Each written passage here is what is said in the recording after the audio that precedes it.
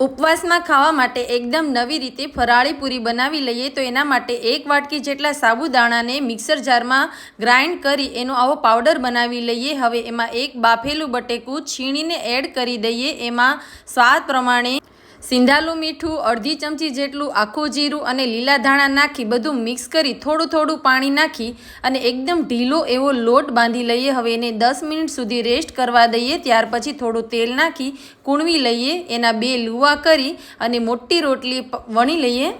હવે કોઈ ગ્લાસ અથવા તો નાની વાટકીથી આવી રીતે પૂરીનો એક સરખો શેપ આપી દઈએ અથવા નાના લુવા કરી આવી રીતે પૂરી વણી લઈએ તો એકદમ કાગળ જેવી પતલી પણ નહીં અને જાડી પણ નહીં એવી મીડિયમ સાઇઝની પૂરી વણી લઈએ। એને ગરમ તેલમાં બંને સાઈડથી સારી રીતે તળી લઈએ।